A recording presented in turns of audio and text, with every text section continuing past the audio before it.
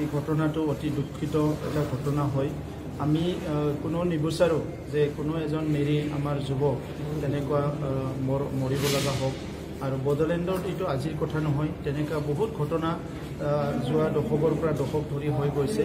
তো এই ঘটনাবিলাক যাতে কোনো দিনে নহয়, ইয়াৰ কাৰণে এটা স্থায়ী এটা সমাধানৰ পথ এটা উলিয়াব লাগিব।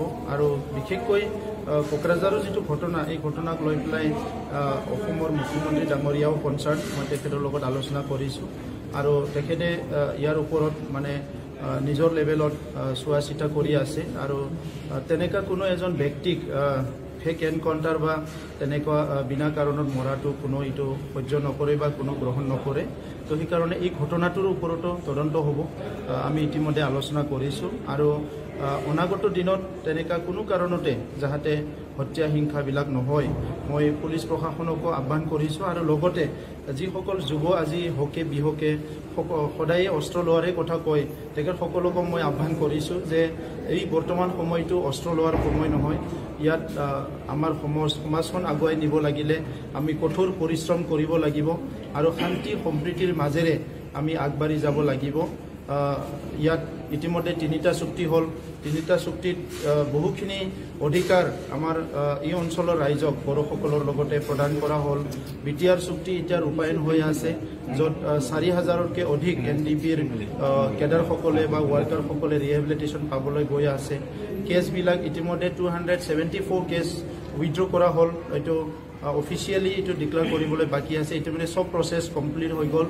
আৰু ইয়াৰ বাহিৰে যিখিনি NI কেছ আছে, CBI কেছ আছে, এইবিলাক কেছৰ ওপৰতো মুখ্যমন্ত্ৰী ডাঙৰীয়াই খুব চিৰিয়াছলি এইটো চাই আছে, যাতে 100% শান্তি স্থাপন কৰাৰ স্বাৰ্থত এই কেছবিলাকক কিবা এটা কনচিডাৰ কৰিব পাৰে নেকি। আৰু ইয়াত লাষ্ট এটা ছেকশ্যন আছে যাৰ নেকি কনভিক্টেড, সেইসকলকো আমি আপিল কৰিছোঁ যে শান্তিৰ স্বাৰ্থত যিসকল কনভিক্টেড তেখেতসকলকো কিবা এটা ৰাস্তা ওলাব পাৰে নেকি, যাৰ দ্বাৰা তেখেতসকলকো আমাৰ এটা মুকলি আকাশত আনি পেলাই এটা সুস্থ আৰু শান্তিৰ এটা বড়ো সমাজ গঢ়াৰ কাৰণে এটা পৰিৱেশ এটা সৃষ্টি কৰিব পৰা যায়। তেনেকুৱা কথাবিলাক চলি আছে। কিন্তু এই কথাবিলাক সকলো কথাই এইটো চুইচ এটা টিপি দিলে হোৱা বস্তু নহয়, কাৰণ আইনৰ ইয়াত মেৰপেচ আছে, কনষ্টিটিউচনেল বস্তু আছে। এই গোটেই কথাটো আমি বুজি পাব লাগিব। গতিকে যিসকল যুৱ আজি বহুত বেছি ইম'চনেল এটা ৰোল লৈ আছে, মই তেখেতসকলক আহ্বান কৰিছোঁ যে ইম'চন হ'লে আমি নিজে ধ্বংস হৈ যাম, কিন্তু আমি বেলেগ একো কৰিব নোৱাৰোঁ। আৰু এই 30-40 বছৰত আমি বহুতখিনি নেতা হেৰুৱালোঁ, বহুতখিনি আমাৰ কৰ্মী হেৰুৱালোঁ। বড়ো জনগোষ্ঠী এটা অস্থিৰতাৰ মাজেৰে আহিব লগা হৈছে। আৰু আজিও আমি এটা ভাল পৰিৱেশ এতিয়ালৈকে গঢ়িব পৰা হোৱা নাই। তো সেইকাৰণে সকলো যাতে ইম'চনটো পৰিহাৰ কৰি এটা শান্তি সুস্থিৰেৰে আগবাঢ়ি যাব বিচাৰে, তো সেইটোকে মই চবকে আহ্বান কৰোঁ।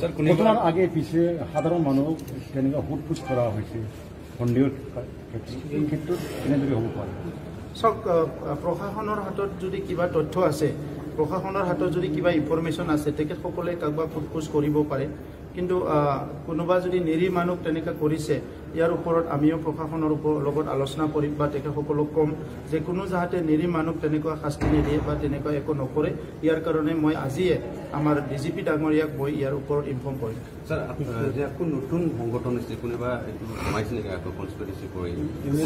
ইয়াত কিছুমান মানুহ আছে, এইটো বেলেগক ক'ব লগা নাই। আমাৰ নিজৰ জনগোষ্ঠীৰে কিছুমান ব্যক্তি আছে যিসকলে নেকি মানুহৰ জীৱনৰ লগত খেলা কৰি ভাল পায়, যিসকলে নেকি সদায় ভাইলেন্সৰ কথা কৈ ভাল পায়, যিসকলে নেকি সদায় এটা গৰম পৰিস্থিতি মানে ৰাখি পেলাই ভাল পায়। কিন্তু এনেকুৱা যদি পৰিৱেশ থাকে, আমাৰ মাজত শিক্ষা দীক্ষা অৰ্থনীতি আগুৱাই যোৱাটো সদায় কঠিন হ'ব।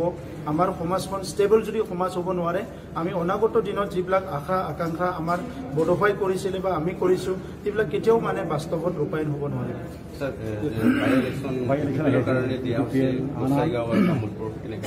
বাই ইলেকশ্যনটোক লৈ আমি এতিয়াও